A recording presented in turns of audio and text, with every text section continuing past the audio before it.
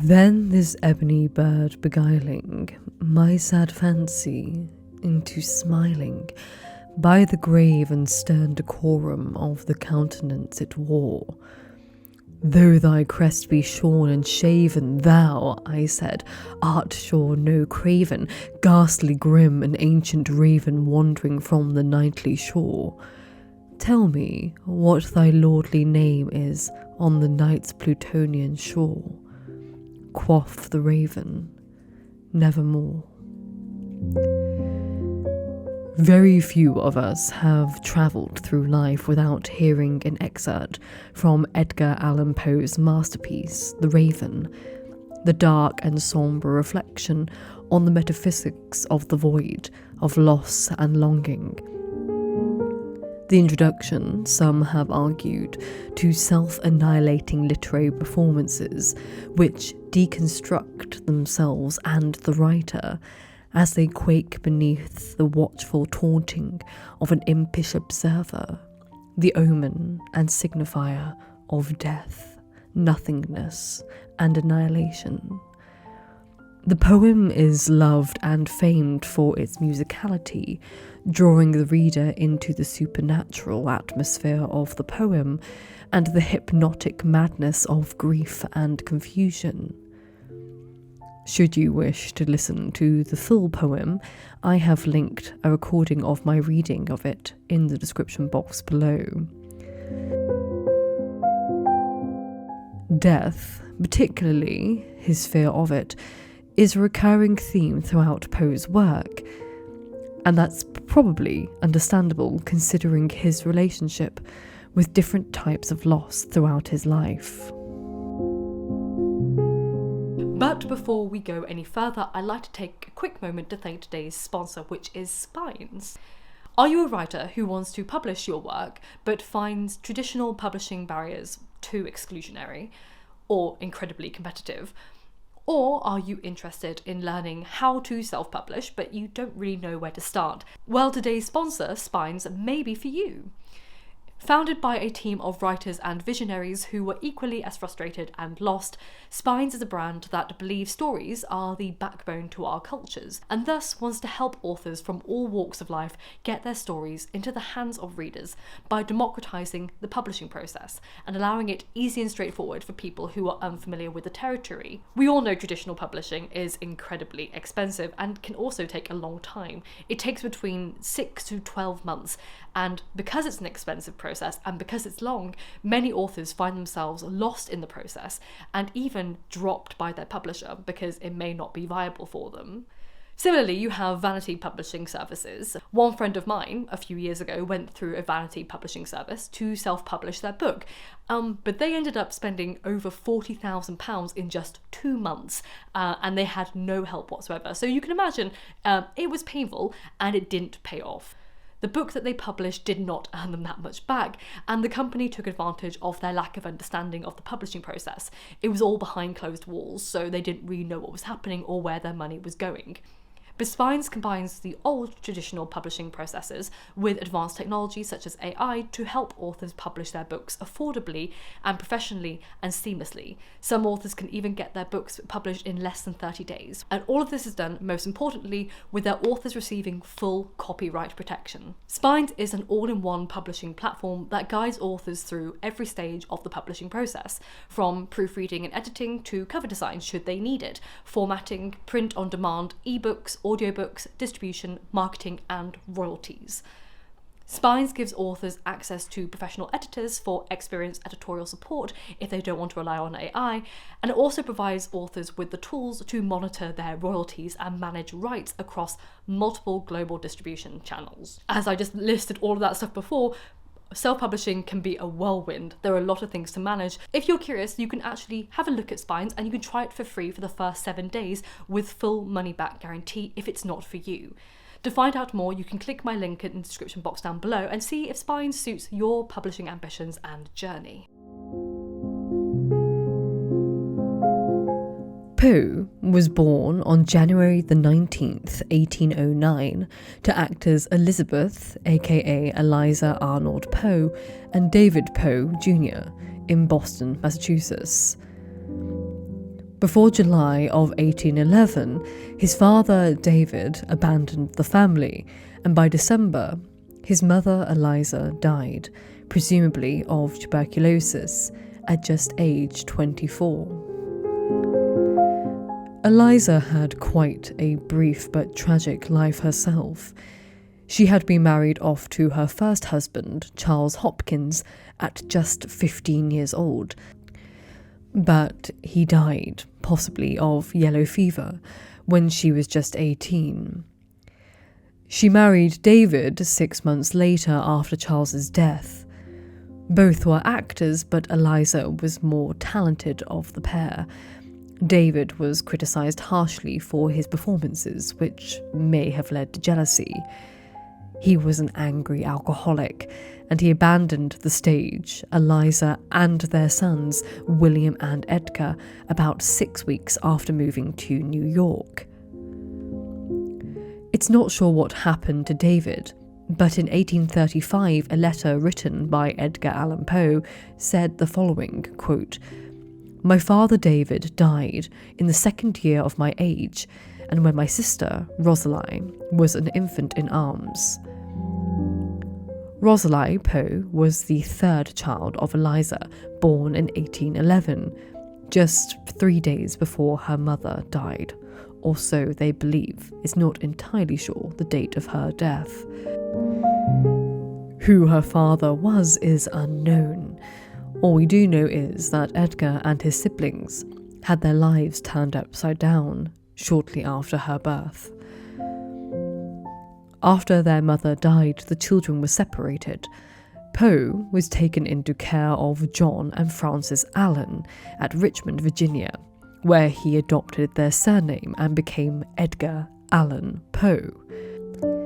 His brother went to stay with other Poe family members in Baltimore, and their sister was sent to the home of William and Jane Scott Mackenzie in Richmond. Poe left with the Allan family to England, where he lived between 1815 and 1820, and here he found his first literary inspirations. The boarding school he attended was of Mrs. DuBois, which later would become the name of the laundress, Pauline DuBois, in his short story, The Murders in Rue Morgue. The next school he attended, the Manor House School in Stoke Newington, inspired another short story called William Wilson. By the time Poe returned to Virginia, he had already developed a love for poetry, something which his teachers openly remarked on.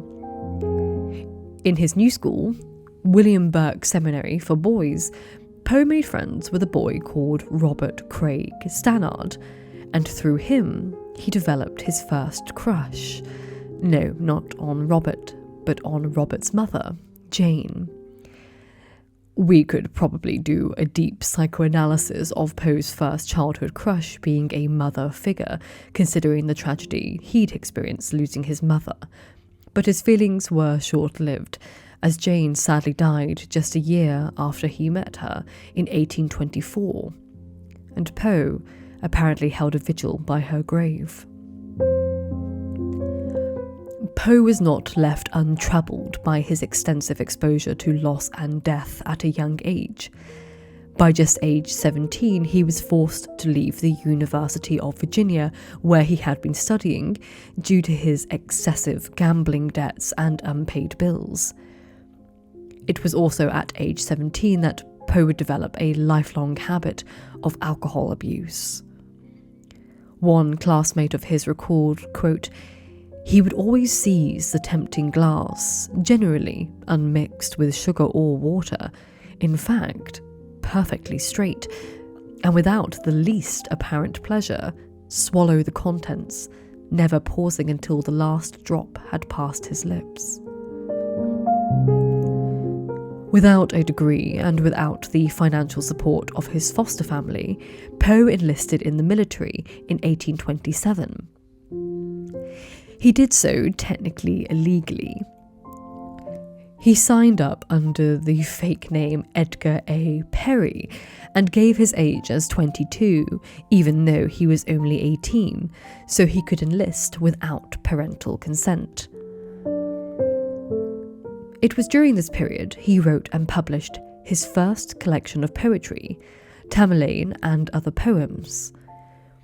This 40-page collection was published anonymously under the name Ebostian, which may have been him actively distancing himself from his foster family and embracing his lost heritage, particularly of his mother. You see, before his mother Eliza died, she'd actually painted a watercolour of Boston in 1808 and gifted it to Edgar on her deathbed. On the back of the painting, she wrote him a small message, quote, "For my little son Edgar, who should ever love Boston, the place of his birth, and where his mother found the best and most sympathetic friends." Only 50 copies are thought to have been printed of this collection, and Poe attempted to cover it up slightly, claiming his first publication of poems was Al-Araf, Tamerlane and Minor Poems in 1829. The same year, his foster mother, Frances, died.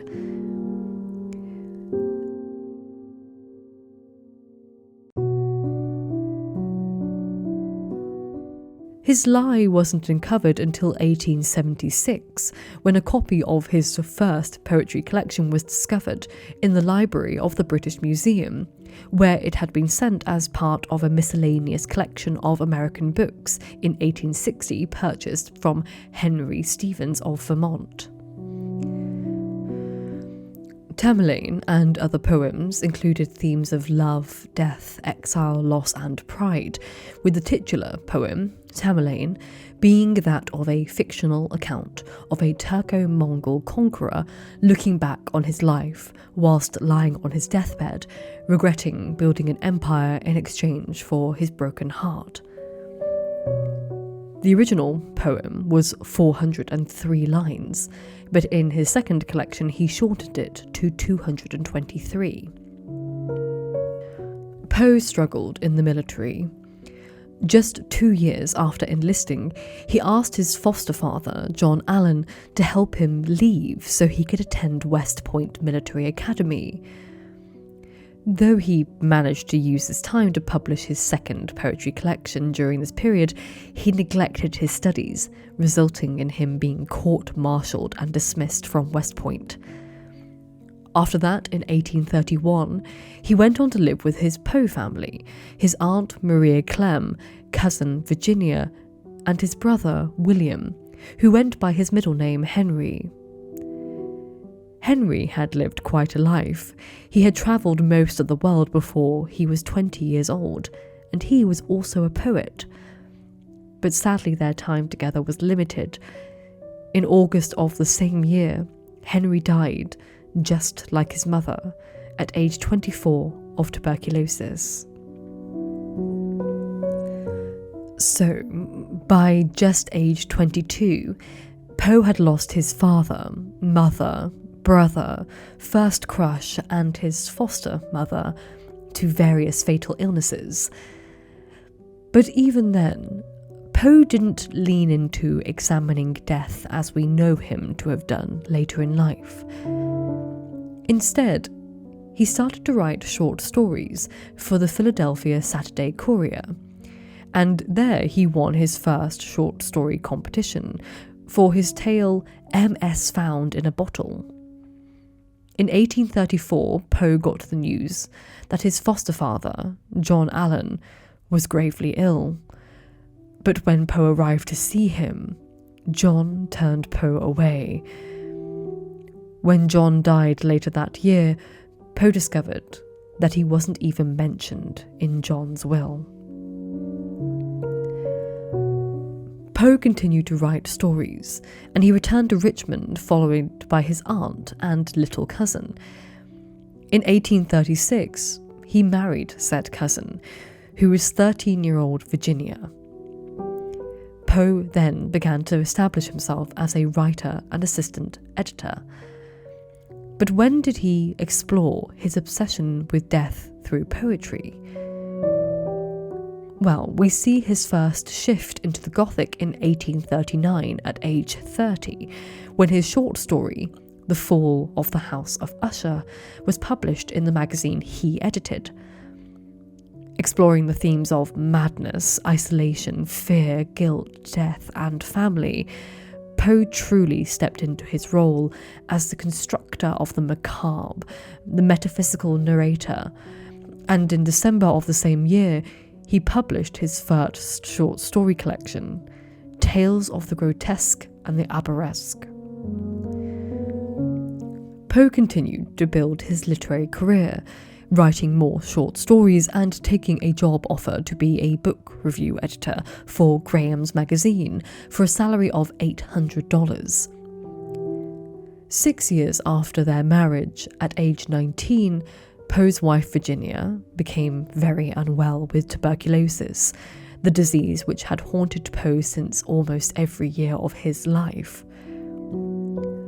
That was when his friends and family started to notice that Poe drank more heavily and more frequently.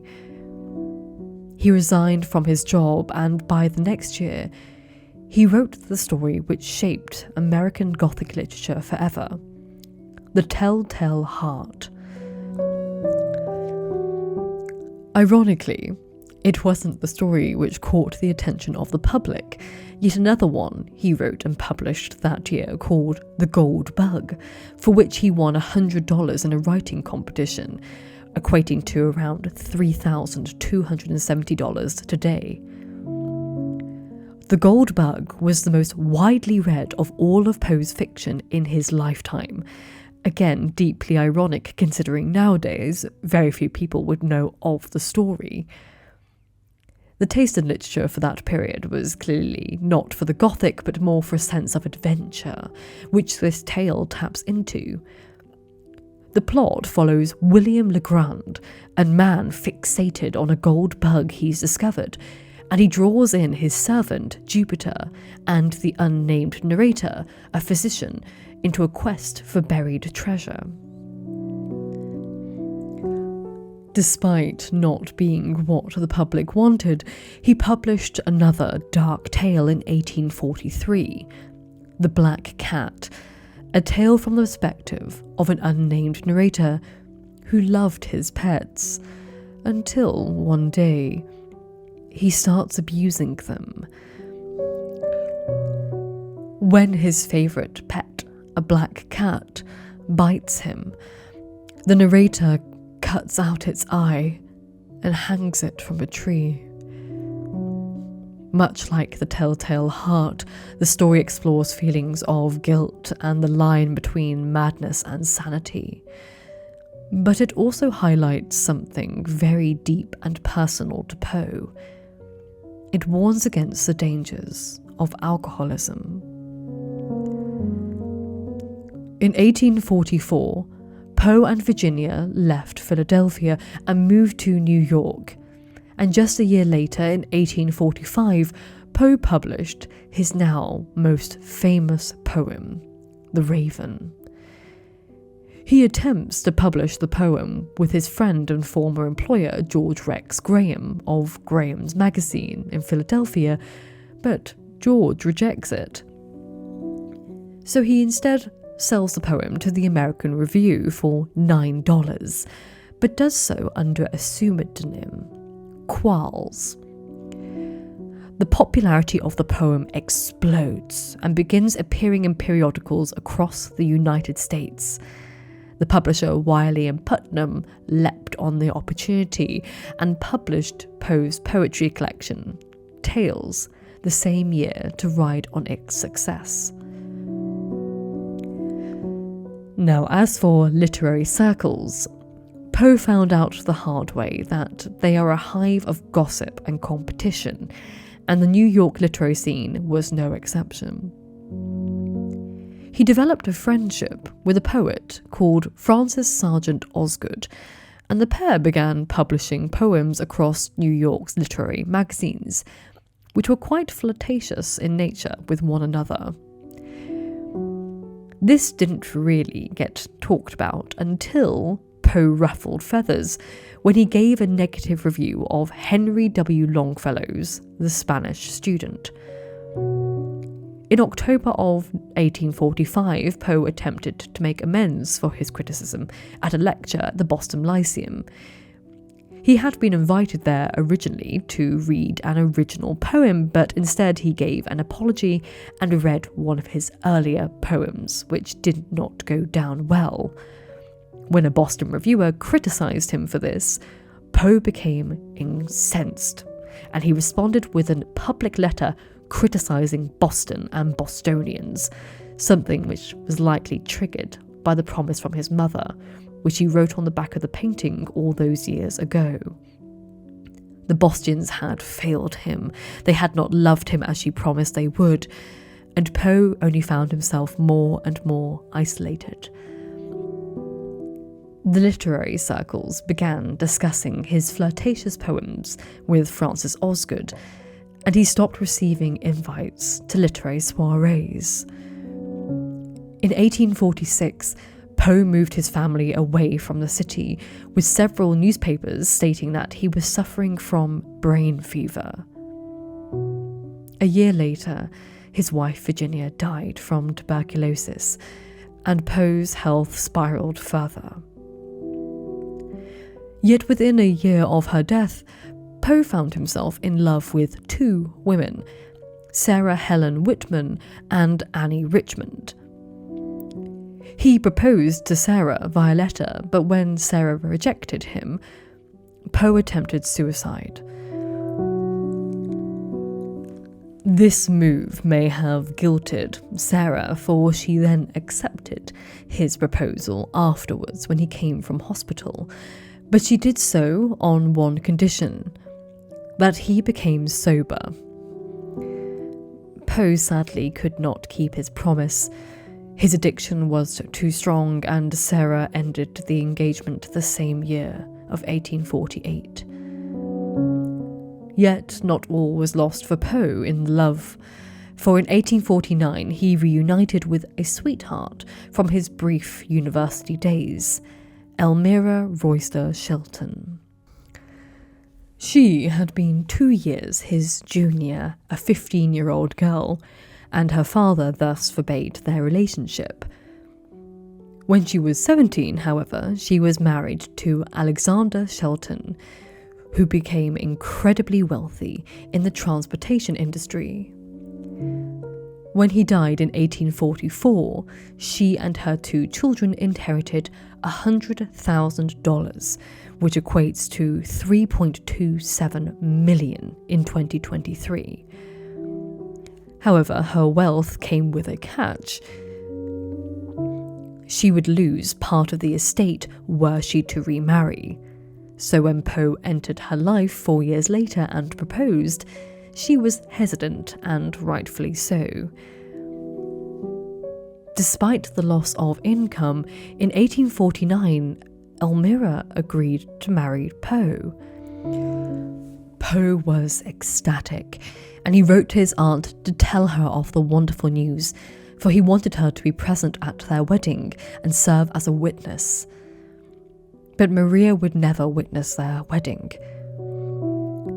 Poe told her that he would come and fetch her from New York, but on September 27th, 1849, when he left his home in Fortnum in the Bronx by steamboat and disembarking at Baltimore, he went missing.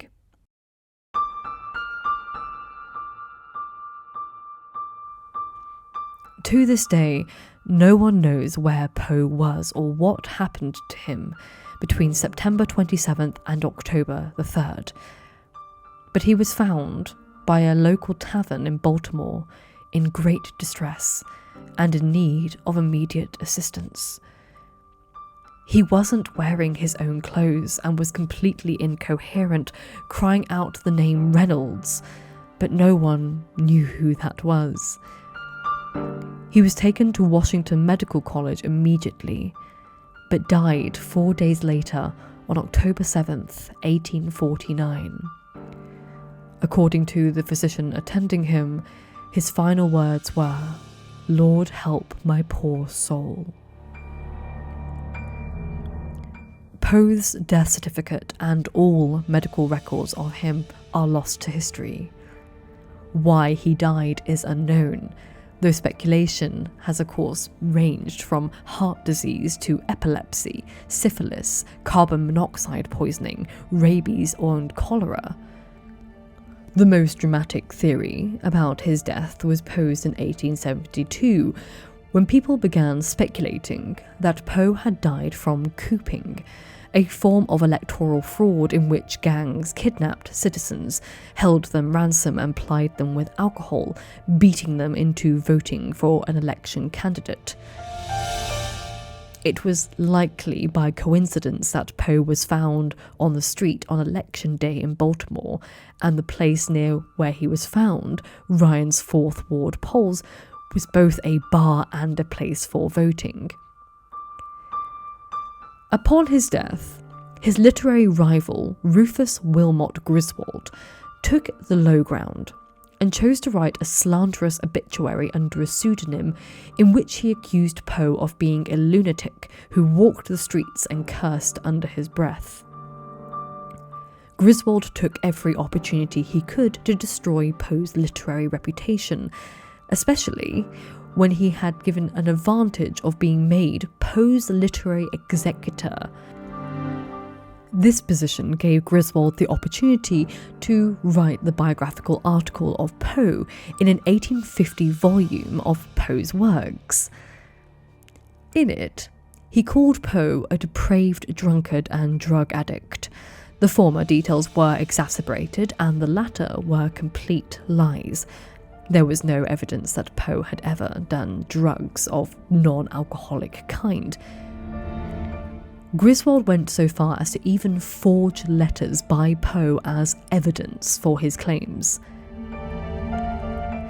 Despite all of that, his biography of Poe became an accepted source, and it may have weirdly worked in Poe's favour. The biography was widely reprinted along with Poe's writings because readers found the opportunity to read the works of an evil and depraved man fascinating. But there's one woman in Poe's life that I would like to gently return to: his sister, Rosalie.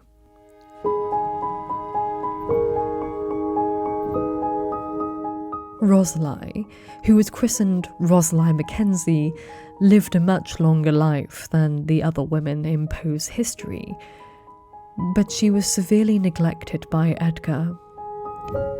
She wrote to him frequently and was a huge fan of his work.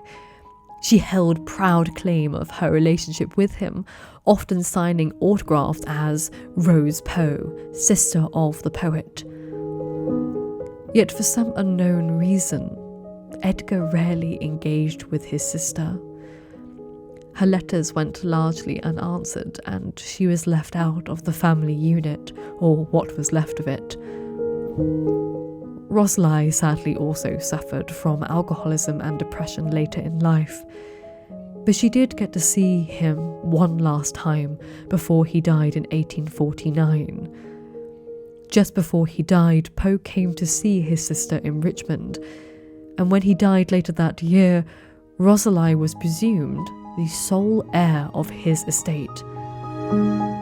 But for some reason, she did not take out the letter of administration required by the law of Virginia to claim it. After the Civil War in 1865, Rosalie found herself homeless and was too ill for the Mackenzie family to care for her anymore. She travelled alone between Baltimore and Richmond, with no family, and praying someone would take her in.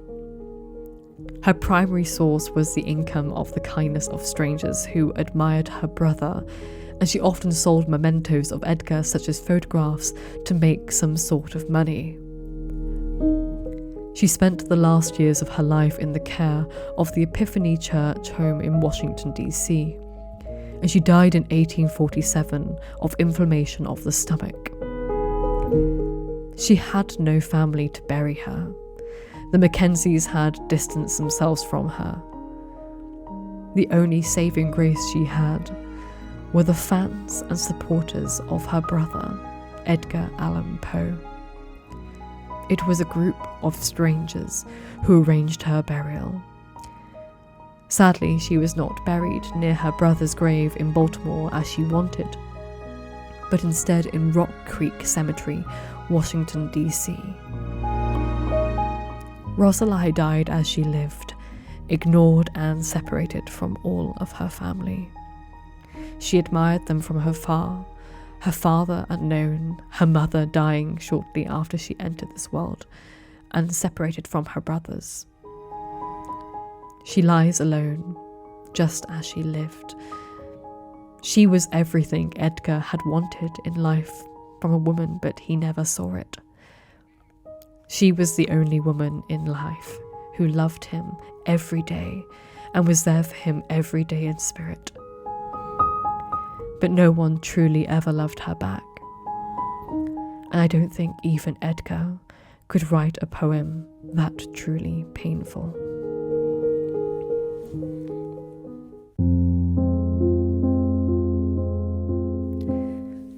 Thank you for listening to today's episode. My name is Cinzia DuBois, and I am the Lady of the Library.